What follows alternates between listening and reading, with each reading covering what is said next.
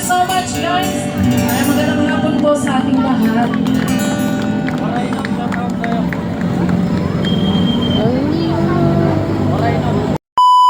Tatay niya, si Senyor Marcos,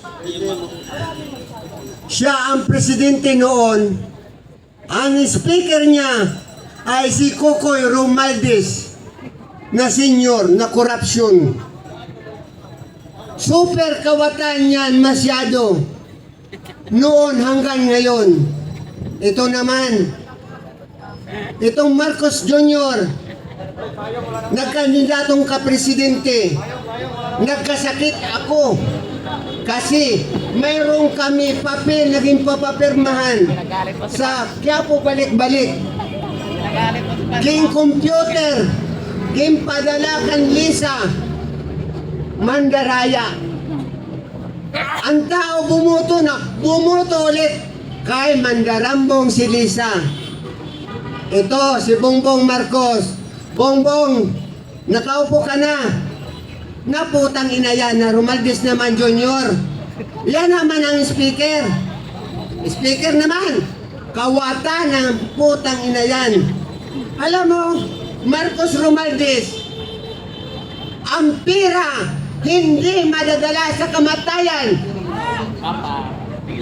Ang kayaan nyo habang buhay hanggang anak nyo apu-apuhan, kawalang yan yung kapalang mukha nyo. Oh, ngayon, Romualdez, waray ka, waray din ako. Putang ina mo, matapang ka ba, lumabas ka? Walunwan tayo. Kaso, Romualdez, pumunta ka sa Tacloban City, galit ang mga partido mo doon. Kaya hindi ka tunay na Romualdez. Hayop ka. Kasi ang nanay mo, mga gumis. Si Imelda Marcos, solo flight. Ibang ina, panganay yan. Tatlo lang sila magkapatid. Imelda, Piho, at saka Cocoy Romualdez, ng mga putang ina nila.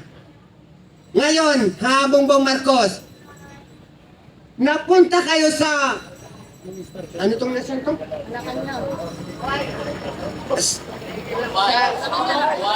Hawaii. Ngayon, ano nangyari sa inyo? O, di pumunta kayo doon. Sino nagpabalik? Kami mga nuyalis. Wala kayo utang na loob mga putang ina nyo. Ngayon, nagkandidato kang kapresidente. Ano ang ginawa mo kang Tatay Digong? Ha? Kidnapping? Kinidnap nyo doon sa daig? Na walang ina kayo, wala kayo utang na loob? Ang tatay mo, pinalibing sa bayani? Ha? So walang hiya ka, Bongbong Marcos. Bakit ko hindi ka presidente? Display ka lang. Ang nagmamanage, ni Lisa, at saka si Romualdez, ang nangangawat. Nila ng mga adik, ng mga lutang. Ito pa. Ito ni Sandra, na congressman. Kala ko lalaki, putang ina ka, dugo ko lang pala, bakla. Kawatan. Nahulihan ng Shabu. Gintago. Walang kaso. Mga putang ina nyo, wala kayong hiya. Ang kakapalang mukha nyo. Tandaan nyo, ang kayamanan, hindi madala sa kamatayan. Ang kahiyaan, ang kaapu-apuhan, mga walang hiya kayo. Kung pwede lang, Marcos, kung pinalayas ang tatay mo, masahal ka pa. Baka hilahin ka namin doon sa Malacanang na lumayas ka, na bullshit ka, bangag ka. Wala kang ginagawa sa Pilipinas. Paano ang 3 years? Ang 3 years, ano ang project mo? Ha? Alam ko ang project nyo. Sibuyas, smuggling, bigas, asukal, drug, putang ina nyo. Lahat na mafia nasa inyo na. Mga walang hiya kayo. Naghihirap kami. Sana, Bongbong Marcos, ang payo ko sa'yo, matanda na ako, senior na ako. Sana bumaba ka, huwag ka na maghintay, magpatayang-patayo. Bumaba ka, lumayas ka. Kasi wala kang nagawa ang 3 years. Ano ba ang gagawin namin sa'yo? Nagsasalita ka bunol-bunol. Nagsasalita ka sinungaling. Anong dapat ang gawin namin sa'yo?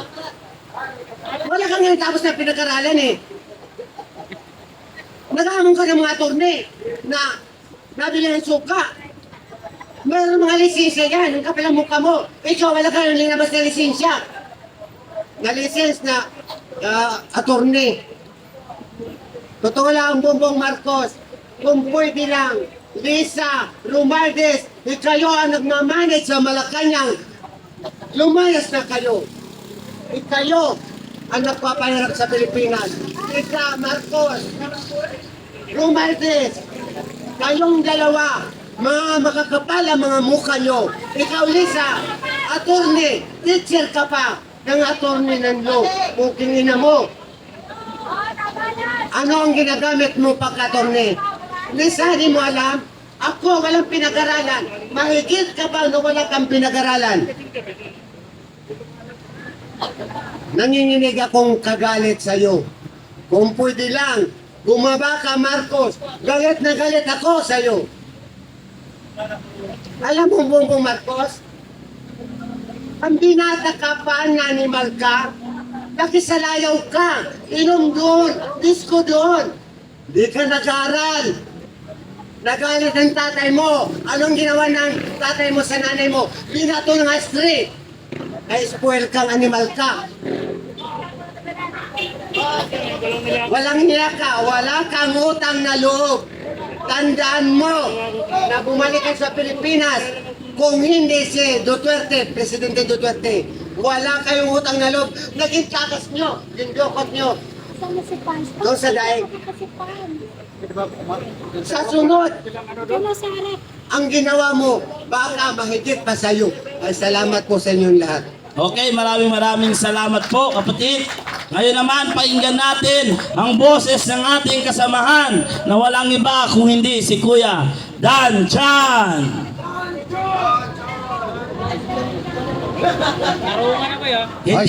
Hindi po si John Vic Rimulya yan, si Kun Vic Rimulya. Malapit na makonvict. Salamat naman po at hindi po kayo umalis. Napakalata namang cloud seeding ito. Anyway, magandang hapon po sa inyo lahat. Sa wakas, natupad na ang pangarap ng ating mga kababayan. Sa Cebu, nagbenta na po sila ng 20 pesos na bigas. Dahil nagkalindol. Kung hindi pala magkalindol, hindi magbebenta ng 20 pesos na bigas itong administrasyong Marcos. Saan ka makakakita? Sino po ba mga taga Cebu sa inyo rito? Meron po ba taga Cebu? Taga Cebu! Meron po ba? Saan ka makakakita? Nasalanta ka na, namatayan ka na, nasiraan ka na ng bahay, nawalan ka na ng hanap buhay. Pero ang pinuntaho ni Bongbong Marcos sa Cebu para magbenta ng 20 pesos na bigas. Anong utak meron ang isang punong ehekutibo? Imbis na ipamigay mo sa mga mamamayang nasalanta, bebentahan mo. Samantala, nung nakaraan, dahil kay Speaker may AX, dahil kay Speaker may tupad, dahil kay Speaker may akap, dahil kay Speaker may AEPS, dahil kay Speaker may baha, dahil kay Speaker may control project na kulap. Mr. Speaker, Cebu, Davao, Baguio, Zambales, ang lindol. Nasaan ang speaker na namimigay, namumudmod ng pera? Walay. Nasa ibang bansa. Tama po ba ako? Tama. Ibang klaseng magkasakit. Magpapacheck up lang sa ibang bansa pa. Magpapacheck up. Pera ng taong bayan ang ginagastos. Hoy, hindi nyo mapipigilan ito. Dagdagan nyo pa yung loud ceiling nyo. Mga kababayan, marami ang nagsasabi, kukunti daw tayo. Hindi totoo yun. Alam nyo kung bakit kayo nandito? Dahil nararanasan nyo ang hirap ng gobyernong Marcos na ito. Bawat isa sa inyo, ako, ikaw, kayo, mga kaibigan nating mga kapulisan, nagbabayad kayo ng tax. Yang tax na yan, ang ginagamit ho na pera ng gobyerno. Na ngayon, mga kababayan, natuklasan. Matagal na ho namin natuklasan. 2024 pa. Pero hindi inaksyonan. Kasi ang katwiran ho ni Mr. Bongbong Marcos ay binangga ng barko ang flood control. Sinabi ni Bongbong Marcos na overwhelm lang. Sabi ng kongresista, kasalanan ng Dolomite yan. Pero nakita ko mga kabayan anong dahilan kung bakit may flood bakit baha ang NCR, bakit baha ang bawat probinsya, may mga ghost project. Yung pala ang dahilan. Bakit mo pinabayaan ng ganito katagal at ngayon magtatayo ka ng ICI? Kung hindi ba naman ang punong ehekutibo, kung baga naman nagtayo ka ng isang komisyon na magbabantay dyan, sisiguraduhin hindi substandard ang kanilang ginagawa, hindi nanakawin ang pondo ng bayan, hindi mauuwi sa ghost project, hindi sana walang ICI. Kaya lang, pinuwag ang PACC na tinaguyod ni dating Pangulong Rodrigo Roa Duterte na kung saan nagbabantay sa korupsyon. Nung nawala ang nagbabantay sa korupsyon, nalibre sila sa korupsyon. Bakit mo gagamutin ang sugat kung kaya mo namang huwag sugatan? Ang ICI ay nanggagamot. Samantalang nung pinirmahan niya ang General Appropriation Act, pwede mo naman pabantay yan. Ibig sabihin, meron ho tayong presidente na sobrang weak leader. Tama? Mga kababayan, kung ang ibang bansa ay wala ng tiwala sa gobyerno ni Bongbong Marcos, tanging mga takalista na lang, loyalista, ang kanyang nabubudol. Bakit? Uulitin ko ulit ito. SK, South Korea, nangihiram ng pera ang gobyerno ni Marcos. Pinahiram ba? Hindi mo mabubudol. Anong sabi niya? Ayoko. Maraming magnanakaw sa inyo. Sana ano maraming Eto, hindi mapapasinungalingan. Mismong pinsan niya ang nagsabi, wala na Amerika. Yung mga investor doon, wala na. Bakit? Anong dahilan? Kasi sa korupsyon sa Pilipinas. Kung ibang bansa po, mga kababayan, wala lang tiwala sa gobyerno ni Bongbong Marcos. Tayo na lang ho, mga Pilipino, ang nagpapauto kay Bongbong Marcos.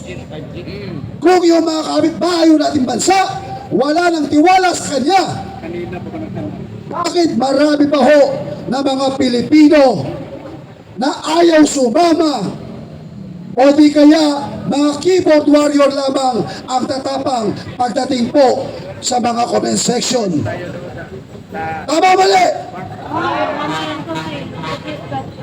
Alam niyo po, sa tingin ko, pinaparusahan na po ng kalikasan si Bongbong Marcos. Nung sinabi niya, meron tayong 5,500 flood control project in 2 days na fact-check siya. Tama mali? Ngayon, mula sa Kabisayan hanggang Mindanao, hanggang Central Luzon, hindi po tayo tinitigilan ng lindol. Inuuga ka na, BBM! Inuuga na ang Pilipinas dahil sa pamumuno mo. Nililindol na ang Pilipinas dahil sa'yo. Hindi ka ba mag-iisip? Tayo po, nandito, hindi tayo manggugulo. Mag-ingat po tayong lahat dahil ang gobyernong ito ay balat sibuyas. Konting bahagyang makapagsalita ka, nakamonitor ang NBI, nakamonitor ang PNP, bagamat kakampiyon at sila, magugulat ka na lang, may imbitasyon ka na, inciting and sedition. Kay Pangulong Rodrigo Roa Duterte, may nakulong po bang vlogger? Wala! Meron! Wala! Mas malupit pa nga nung panahon niya ang mga kritiko.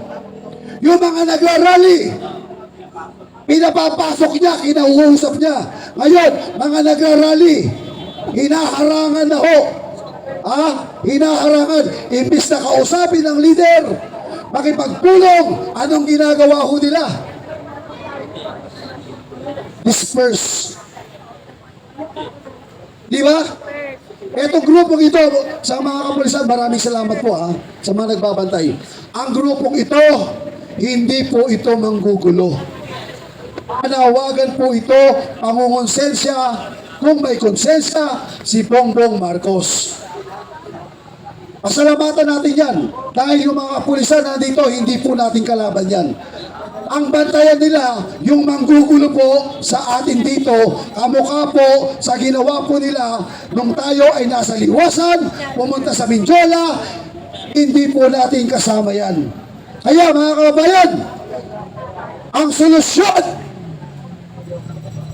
ng bansang Pilipinas para ho bumalik ang respeto at dignidad ng bawat Pilipino, Bongbong Marcos, mag-graceful exit ka na. Bumaba ka na. Bumaba ka na! Bumaba ka na. Bumaba ka na! Muli, sa mga minamahal po namin nakakapakinig dito, isipin nyo na lang ho, sa loob po ng maraming presidente, sa administrasyon lang ni Marcos, nakapanood tayo na pinapatawag yung mga vlogger sa Kongreso. Kinakasuhan. Di ba? Tanging dito lang ho, mga kabayan, sa administrasyong Marcos na yan. Bakit hindi nangyari noon yan? Actually, nangyari nga noon yan eh. Noong panahon po, nung tatay. Nung tatay. Way back. Bata pa ako noong 70s, 80s.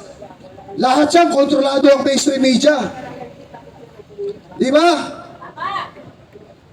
Ngayon, kontrolado pa rin ang mainstream media. Ewan ko lang kung ilalabas yung kanina. May nakita ako mainstream media kanina dito. Channel 7. Di ba? Pero pansinin nyo, sumisigaw ho tayo, ipinaglalaban ho natin ang anti-corruption. May nakita ba kayong mga mainstream media? Bakit? Natatakot sila na mapersilapit sila. Tama mali? O ngayon, ipanawagan po natin sa mga vlogger, ano ho, papuntahin nyo po dito yung makakapunta. Tumalo po kayo sa pagtitipong ito sa isang mapayapang pagtitipon. Uulitin ko, walang manggugulo rito. Muli, maraming salamat po at mag-ingat po tayong lahat. Mabuhay po tayong lahat.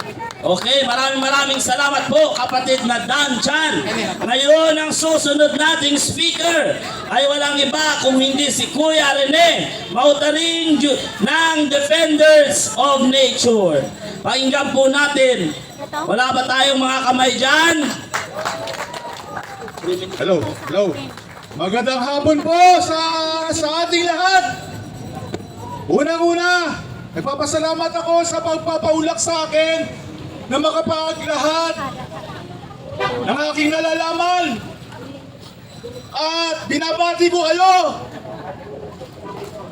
sapagkat nasa sa inyong damdamin ang tunay na may malasakit sa ating bayan. No? So, sa pagkakataong ito ay Gaganyan kang pag nagbibiyahe kami. tinatawagan ko ng pansin ng buong Pilipinas, no? Sapagkat meron pong pagkakataon na dumarating na yun talaga ang panahon. Dumating na po ang panahon na nagkabulgara na, no? Nagkabulgara na ang lahat ng iskandalo, no?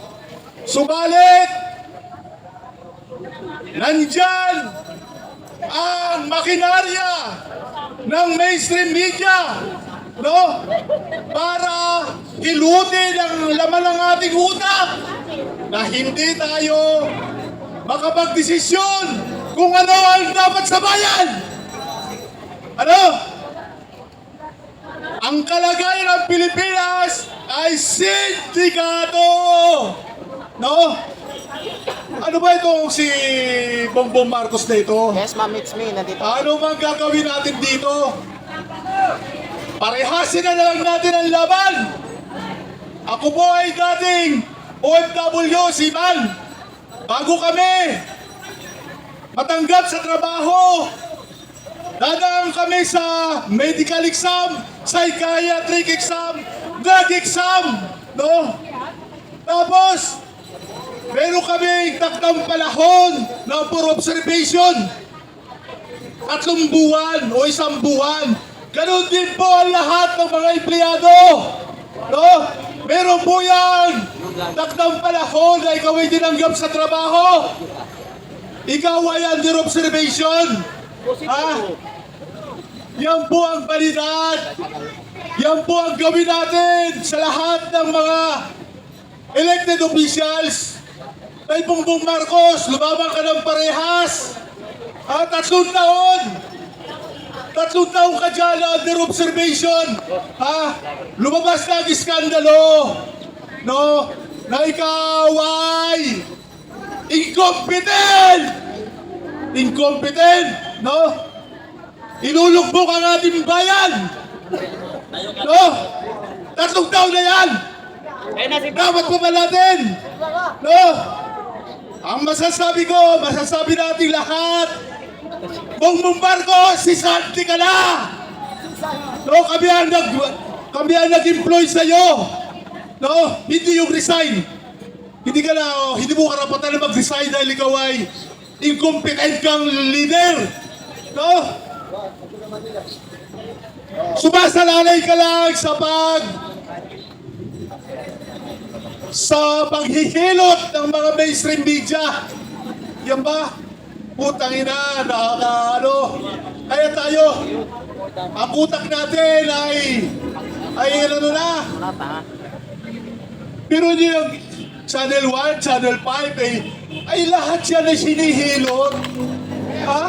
Nung panahon ni Duterte, natakot-takot ang kanilang pansasala. Bakit ngayon si Bongbong Marcos pinagtatakpan nila? Di ba totoo yan? Oo. Totoo yan. Ano nangyari dito sa ating bansa? No, sindikato. Ang gusto nilang maging presidente ay yung kontrolado nila.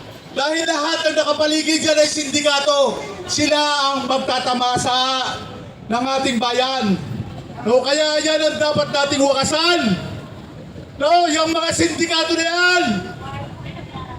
Di ba? Bakit si Bongbong Marcos ang kapal na mukha talaga? Ha? Ay, pero may nandiyan siya. Ang lakas ng loob niya dahil dahil siya ang kailangan ng Amerika. No, para magusto lahat ng Amerika, ang kailangan niya dito sa Pilipinas. Tayo dito, lahat na ng military, kampo dito, nandiyan ang mga missile launching pad. No? Yan ang katunayan dyan. No? Ipinagkanulo ni Bongbong Marcos ang seguridad ng Pilipino. Alam niyo ba kung ano ang gera ngayon? Puro uulan ng missile. Di ba? Tingnan ninyo. Buhayan siya. Yan ang mangyayari sa atin. No? Hindi tayo makakaligtas dyan. No? Unang mapupulbos ng missile ang Pilipinas bago ang Hawaii, USA. No? Pag nagkagera sa Taiwan, no? Mga sundalo natin ang papuntahin doon sa Taiwan para lumaban sa China. No? Bakit tayo makikialam sa laban ng dalawang higante na yan? Tayo lang ang ating gagawin tayong pambala sa kanyon. Nangyari na yan sa panahon ng Hapon, nagkasira-sira ang ating bansa. No? So yan po ang kalagayan natin. No? Isipin nyo, sobrang 100 taon na ng unang revolusyon. Nung nagrevolusyon sila Andres Bonifacio, sobrang 100 taon na. 100 taon na ang nakalipas, tayo ay aping-api pa rin. No? Kaya nga yung ating pambansang awit, yung huling talata, baguhin natin. No? Dahil dyan tayo nakawawa. Dahil tayo ay inapi, may nakapi sa atin, tapos mamamatay pa tayo.